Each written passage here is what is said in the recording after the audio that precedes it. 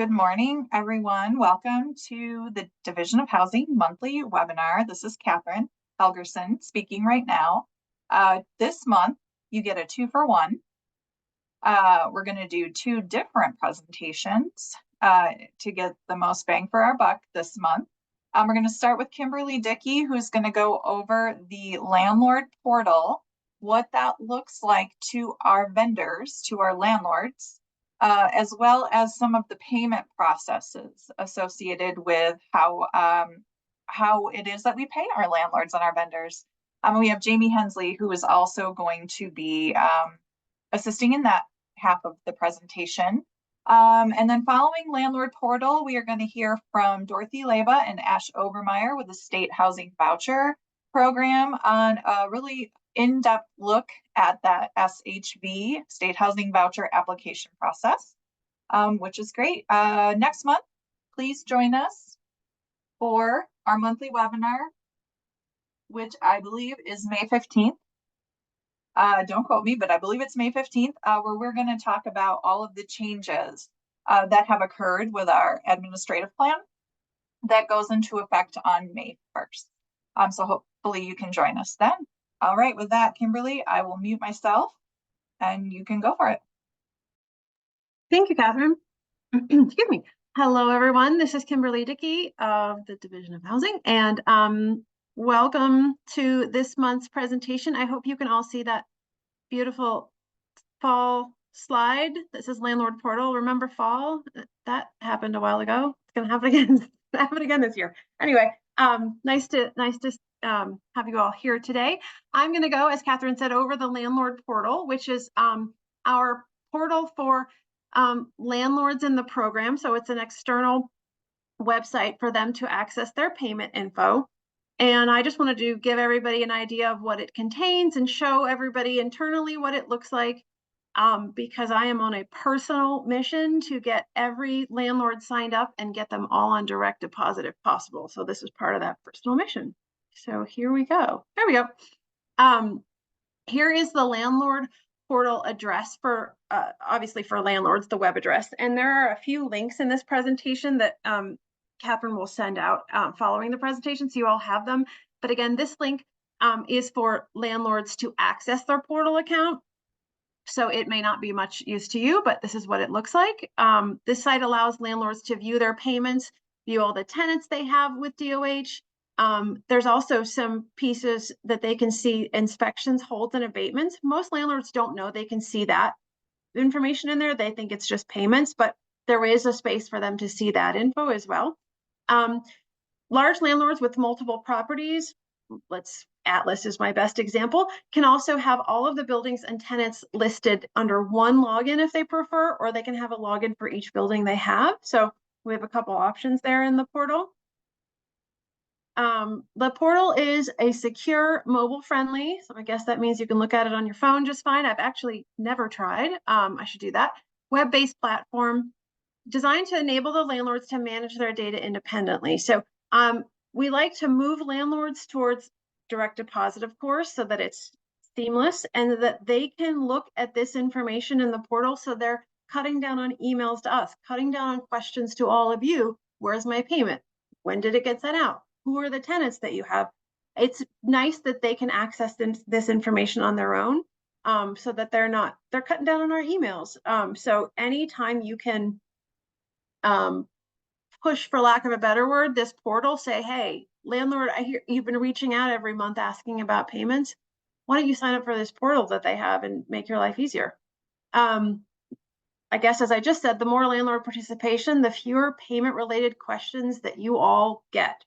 Fewer emails. That's my goal. That's my second personal goal in life, fewer emails. Even though landlords do not have to sign up for direct deposit to have a portal account, direct deposit is highly encouraged for all landlords. No lost payments. If landlords have direct deposit, they're also not emailing you asking, where's my payment that the USPS has delayed? Where's my payment that was returned in the mail? So direct deposit is a savior for all of us if we can push that as well. This is what the portal looks like at login. Obviously, this screenshot is holding my admin login, but I'm going to stop sharing this slideshow and then just take you all through a quick look at what the portal looks like to a landlord. If I can make this work, I'm going to stop this share, and then I'm going to go to the portal screen and start sharing. So hang on one second for me. Here we go. Now I'm going to reshare. Possibly. Okay, hopefully you all can see that portal. I'm actually going to log out so you can see me log in. So if you are a landlord, this is what you see once you get a login. Unfortunately, the login I have doesn't have any current residents in it. This pops up that you're on direct deposit because my test landlord is on direct deposit. Unfortunately, I can't list any families under this test landlord because this webinar is being recorded and we don't want to have anybody's personal information, any voucher holders' personal information out there for all to see. So if I were a real landlord and did have tenants in one of my buildings, it would list those names here. It would list their addresses. It would list the amount of housing assistance payment that Division of Housing pays, and these re-exam and move-in dates. So landlords, if they have any of these type of questions, we often get, how much is the rent? Can I get a copy of that letter again from the landlord sort of questions? You can always say, here's that letter for you, sir or madam, but also maybe you should sign up for the landlord portal. And I'm going to give you guys a little link to help pass on to landlords for that in just a minute. This is going to show, before I click tell you, it is going to show some addresses. These addresses are not connected to a tenant in our program, so I don't want you all to think I'm sharing information. But if a landlord had some families and then they wanted to see what units they have, it's going to list them like this. I want to click on this to give you more detail, but I'm not sure it won't show a person's name, so I'm not going to do that. But a landlord could click on all this for more information on that address that they manage. This is where they would see holds and abatements. This fake landlord doesn't have any, but this is where they would be actually able to see them, and they can actually see the last time that the unit was inspected in this area as well. So lots of the questions that they are asking you on a fairly regular basis can be answered in this portal, which is free to them and relatively simple to set up. So at any point you get these questions, I'm going to advise that you give them this portal sign up link, which I'm going to give you in a minute. This also, if I were to have payments in my test email, would show every single date and amount of payment they've gotten since the end of time. So if they had a tenant in there for 20 years, this would go back and show all of those payments to that landlord. I am going to stop sharing and go back to my slideshow. 1 second for me.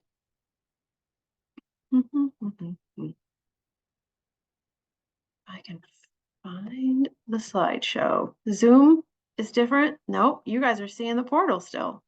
Apologies. Let me just open it. How about we do it that way? All right. So, as I said, I love me some direct deposit because it saves everybody lots and lots of time. So DOH is not requiring direct deposit for all landlords at this time, but 100% in participation in these electronic payments is my personal goal. So I personally am requiring direct deposit for all landlords. That's not true. Some landlords in areas just aren't comfortable with direct deposit, or just, they own one property and there's no bank in the town and they just want to get a check. So that is still possible, but I'd really like most landlords to sign up for direct deposit if at all possible.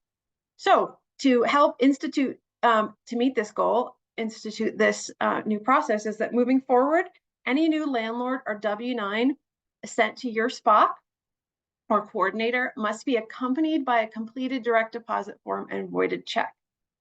So please note that the direct deposit form is actually not available on our website because we're not allowed to have it on there, but we're going to send it to you after this webinar and you can always get it from your SPOC.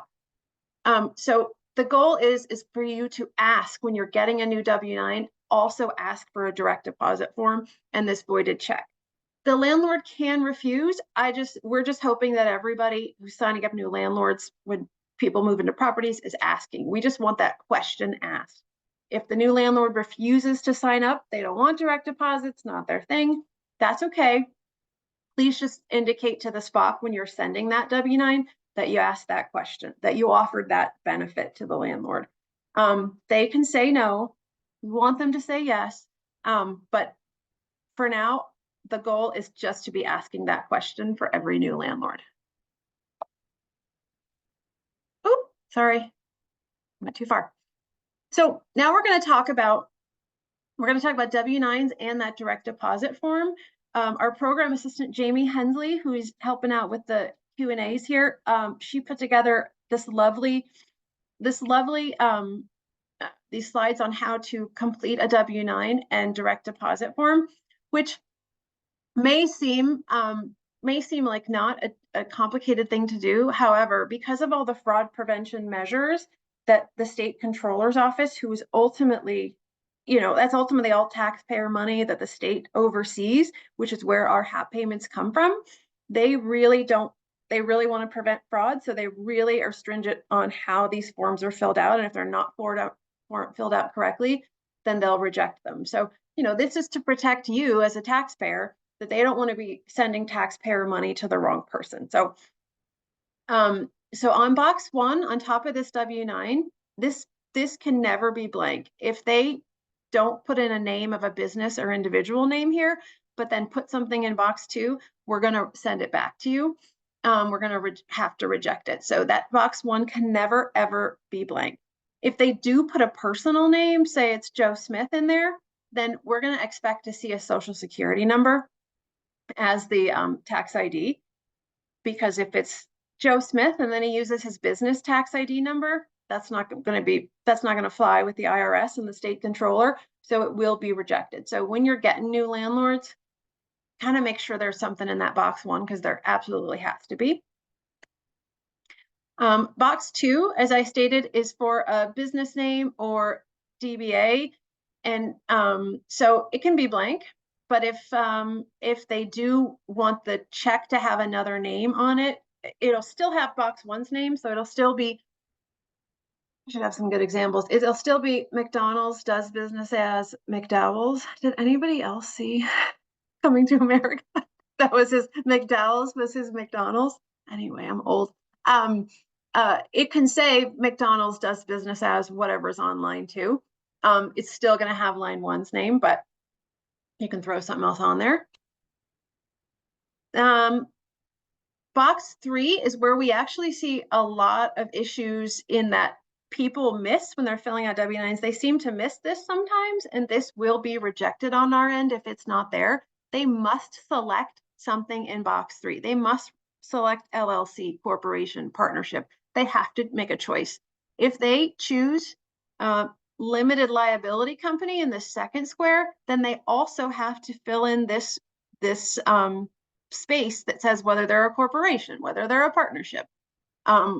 This cannot be blank. There has to be an answer to this question. Box 4 only needs to be completed sometimes, and I actually have never seen anything in there, but because Jamie is smarter than I am, I'm going to read what she said. Box 4 only needs to be completed by certain entities, and those who are reviewing the W-9 do not need to review this section. Oh, good. Maybe that's why I've never seen anything in there, because I've never reviewed that section. Thankfully, she knows what needs to be in there. As I stated earlier, if limited liability company is the answer to their question, they also have to answer this highlighted space here. They can't answer one without putting information in the other, or we'll have to reject it, send it back, which ultimately slows their payment down. As you all know, we only make payments twice a month. So if we're having to send this back and the payment's not going to go out, it's going to delay their payment by at least a couple of weeks usually. So when you're getting new W-9s, please review if they've answered one, they need to answer the other, and they have to answer something in this section 3. Box 5 is required, has to have an address in there. This is ultimately the address where we'll send a check, although you all know we don't want to send a check. But if they sign up for direct deposit, we still need an address for letters. So address is required. Box 6, this field is on our state W-9, but not on all versions of the W-9. So if they're using the federal version of the W-9 or something else, they may not have this remittance address box on there.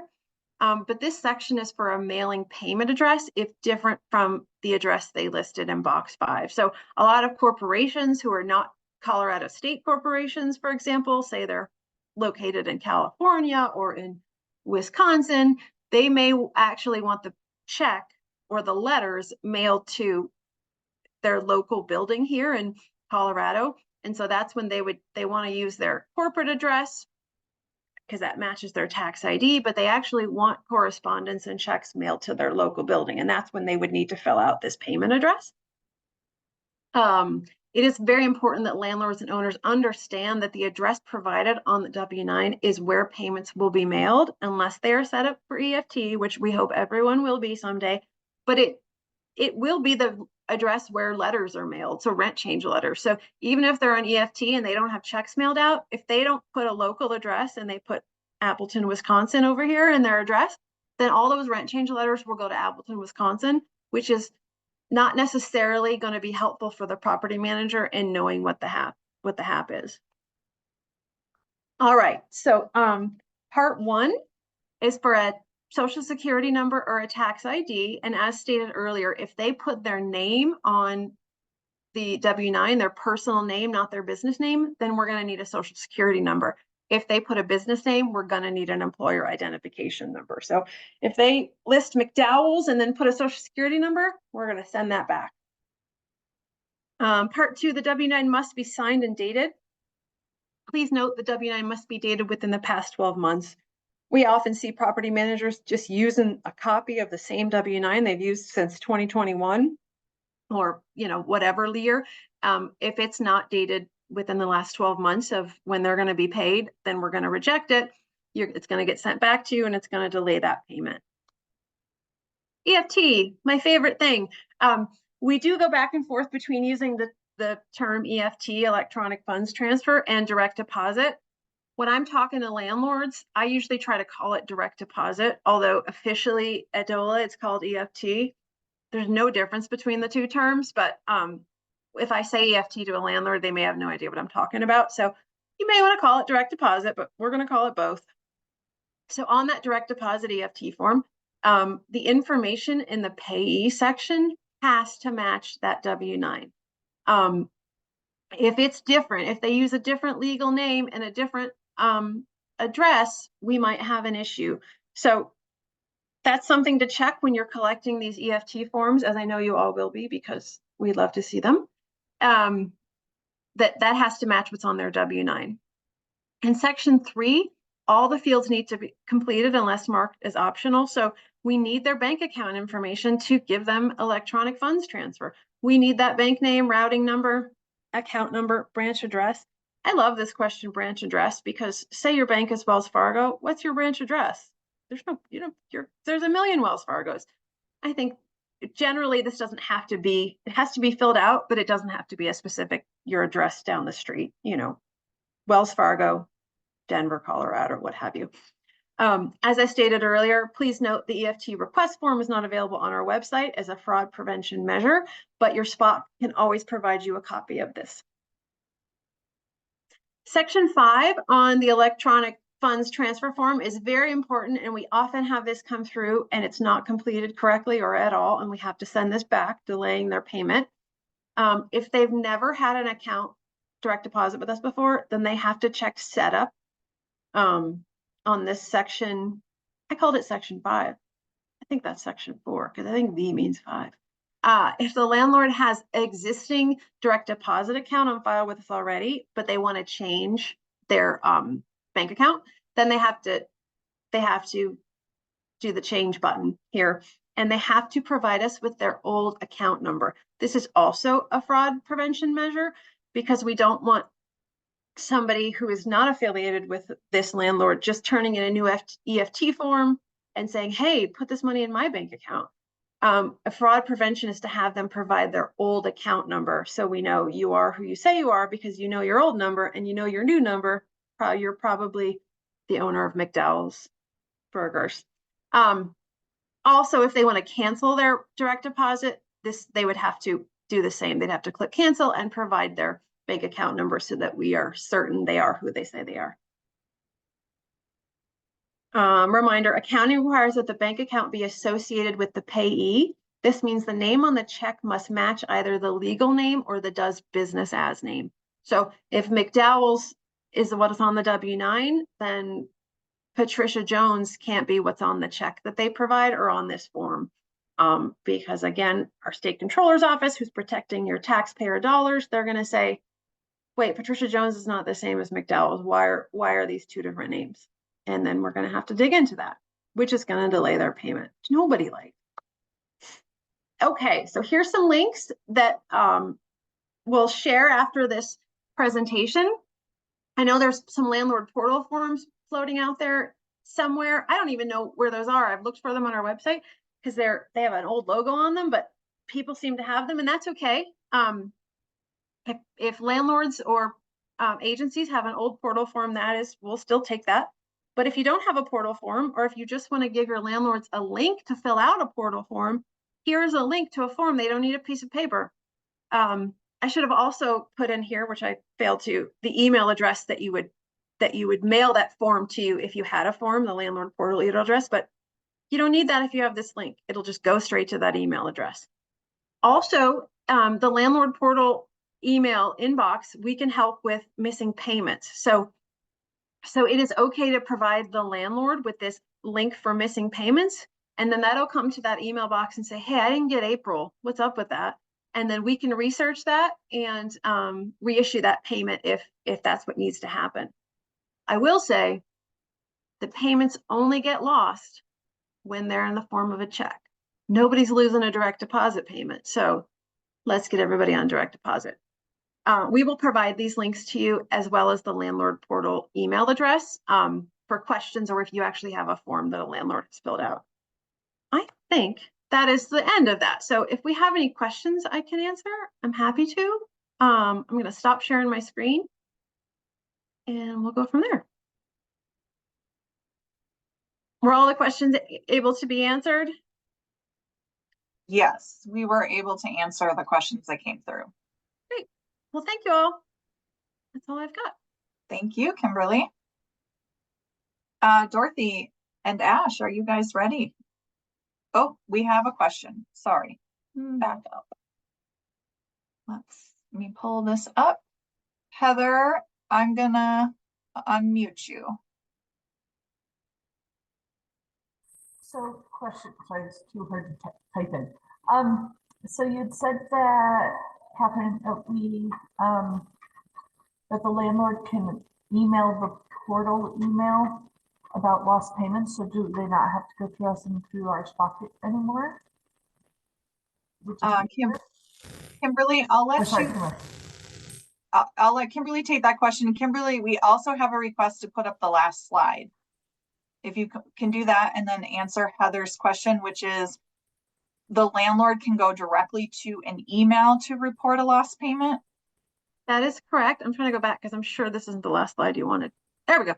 And again, we'll email out. Oh, I just did it again. We'll email out these links. But yes, they can. This hasn't been something that we have advertised a whole bunch because you can certainly always go to your SPOC. That's what your SPOC is there for. But it can sort of cut down on emails. If you have a landlord that says, I didn't get payment April, you can say, oh, here, landlord, and you can email them this link and then just handle it that way. We're not telling anybody they have to do it that way. You can still reach out to your SPOC and research it that way, but it's helpful if you have a lot of landlords asking about payments to just send them this link. That is absolutely fine to do. That's great to take one less thing off of our SPOC's hands. Yeah, there's a way to be helpful in that way and just minimize emails. Oops, I keep giving you that slide. No one wants that slide. And we will send out these slides and the second presentation slide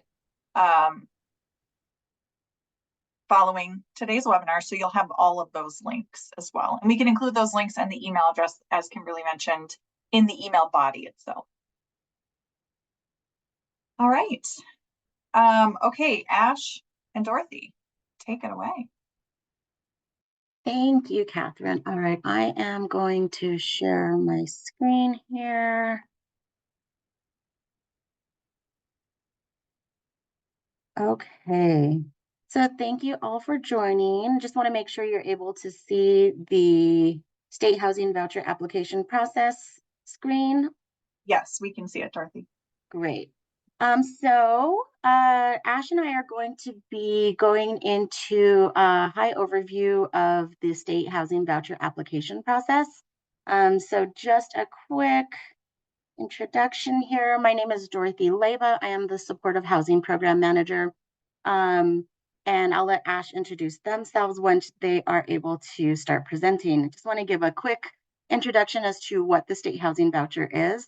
The Colorado State Housing Voucher Program is administered by DOLA, the Division of Housing, the Office of Homeless Initiatives. The SHV program provides long-term rental assistance and access to supportive services for persons with a history of homelessness in their household. This particular program allows for a variety of housing choices and connections to a range of community-based supportive services in response to the needs of individuals facing complex barriers to housing stability. The state housing vouchers are allocated to partner agencies through the annual supportive housing request for application, so the RFA process. So we have an allotted amount of state housing vouchers with partner agencies. The state housing voucher program consists of 3 different programs with different funding sources. So we have our mental health state housing voucher, which was established in 2013. We have our Homeless Solutions Program state housing voucher, and we have our Recovery Oriented Housing Program, which is the ROHP state housing voucher. Some of the super important projects that have been associated with the state housing voucher has been homestead advancement. I'm not going to read through every single one, but just picking a couple of them. Justice involved supportive housing, social impact bond, youth supportive housing, and then important tenancy supportive services that come along with our state housing vouchers. So through these programs, we've been able to provide permanent supportive housing for thousands of our most vulnerable populations. And we are excited to continue with this program to get individuals housed. So I am going to let Ash introduce themselves and go on with the application process.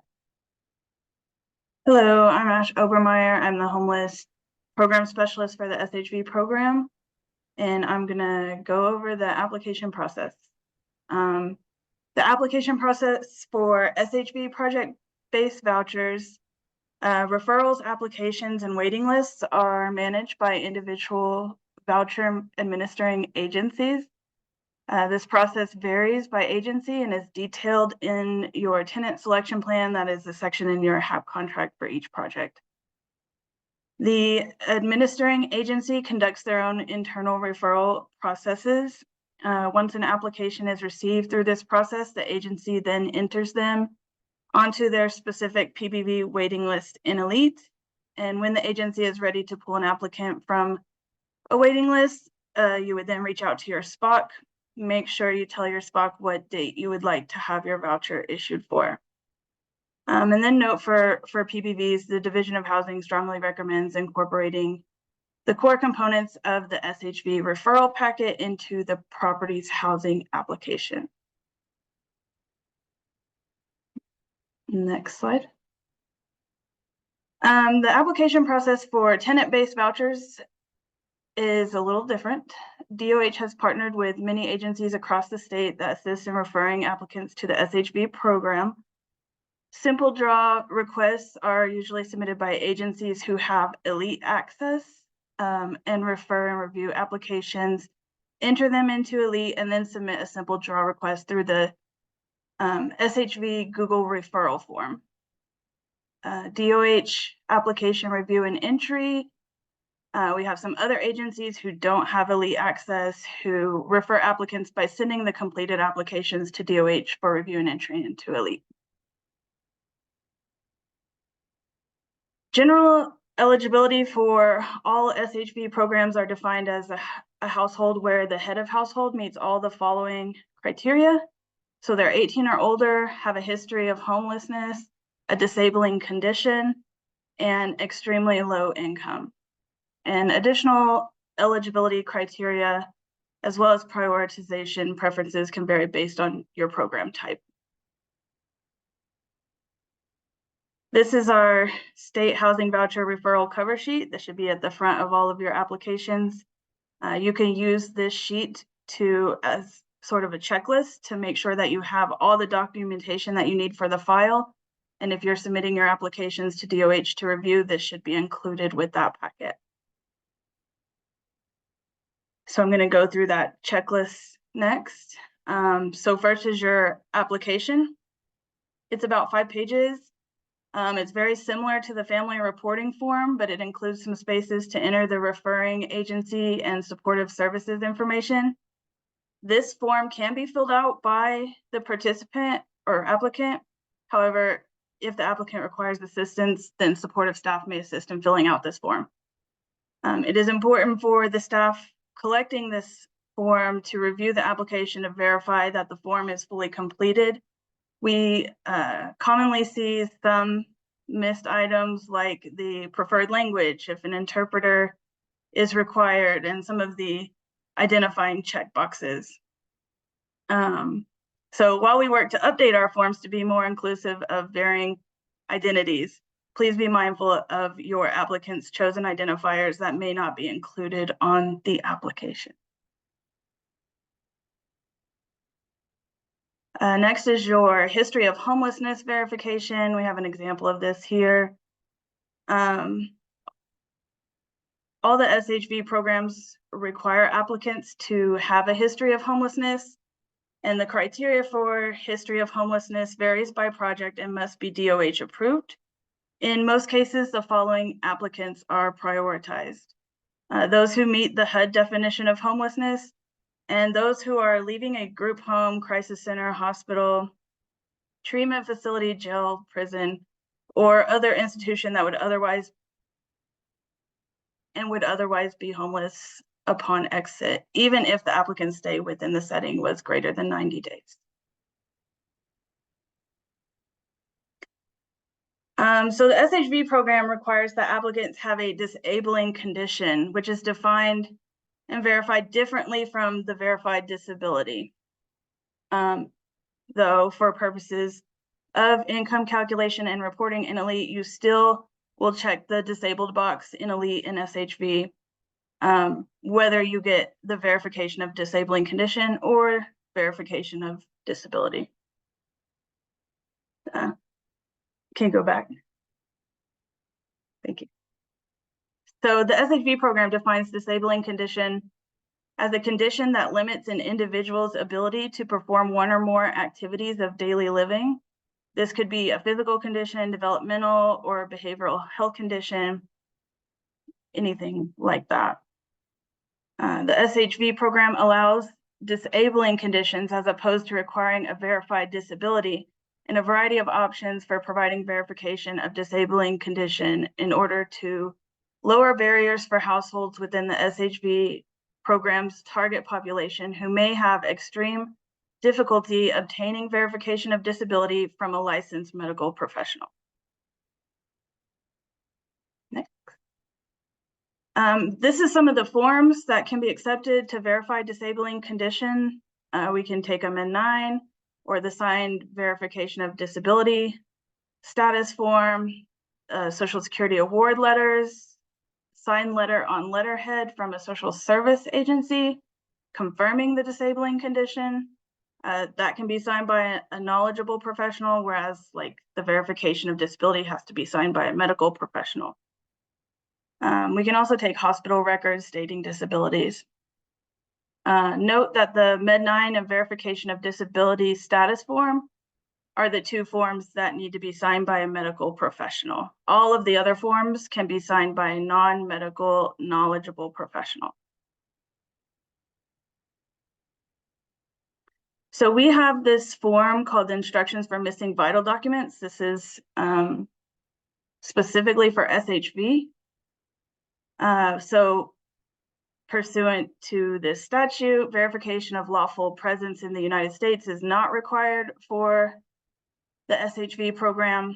So admission to the SHV program, applicants are not required to provide verification of lawful presence. The program exercises discretion for individuals who, based on their individual circumstances, lack any of the required vital documents listed. And this can apply to a variety of situations where you struggled to obtain vital documents. And we had an example recently where DOH came across a case where a transgender applicant was unable to obtain a birth certificate from a state that refused to update their birth certificate to match their correct information.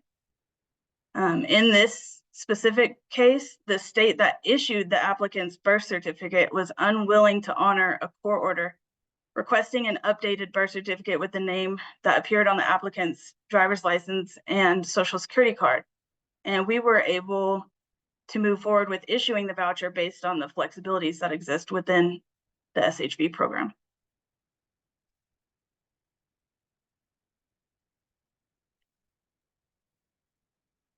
Next is the authorization for release of information. I know you guys see this all the time, every annual, I think. This form should be signed by all members of the household who are 18 and older. Proof of income, pretty standard stuff here. Your zero income form, social security letters, any type of official income verification forms, pay stubs, and you can use the employment verification of employment also.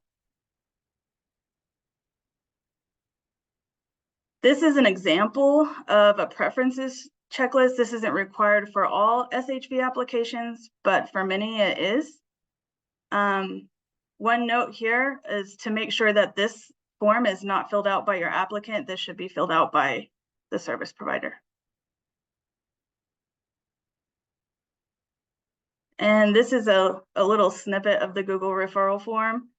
All agencies who are submitting SHV applications should fill out this referral form. And it's very important that you make sure that you fill in all the questions accurately.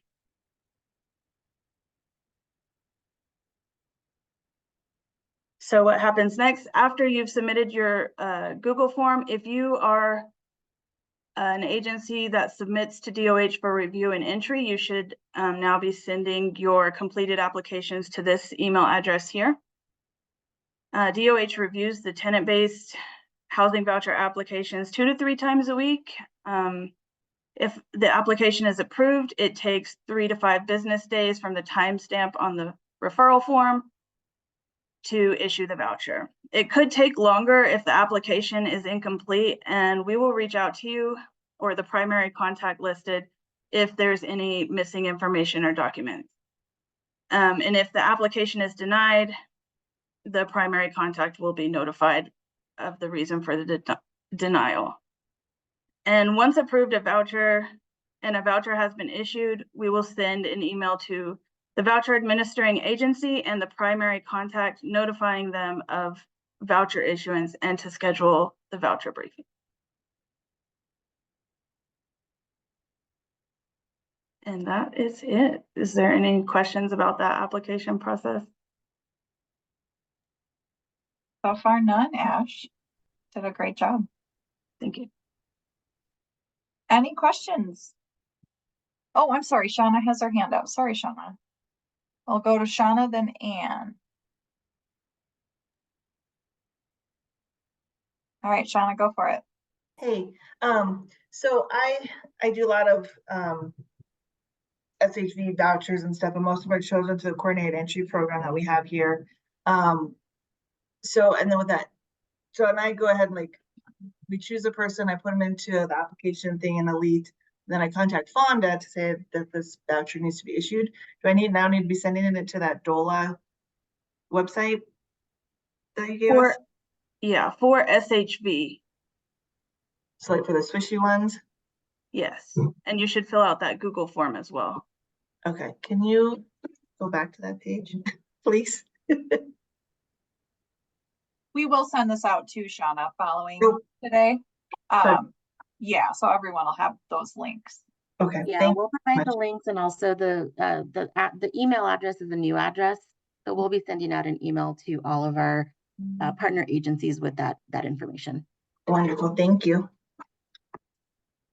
All right, and oopsies. Thanks. Can you hear me? Yes.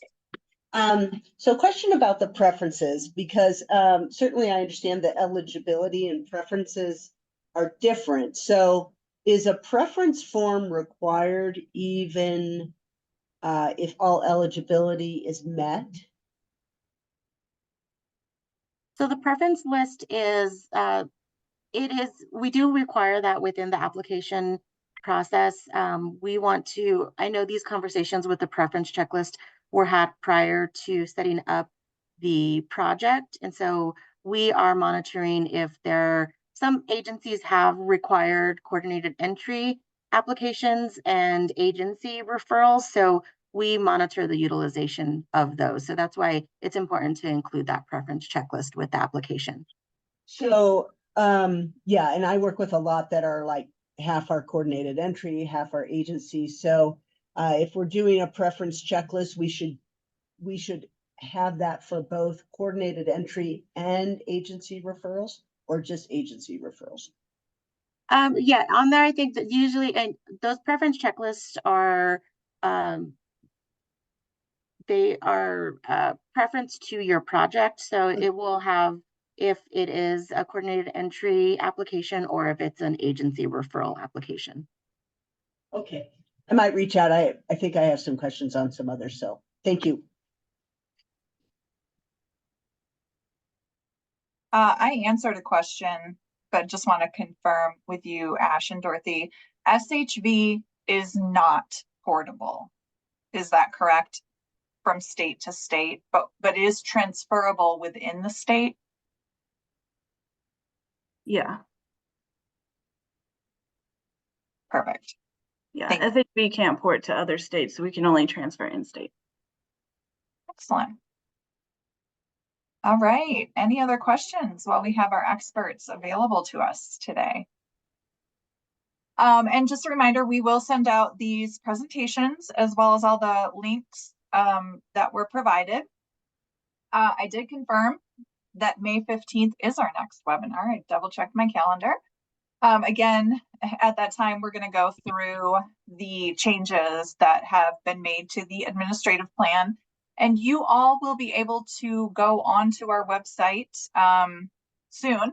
The administrative plan is effective May 1st. We are in the final stages of addressing some public comment that we received.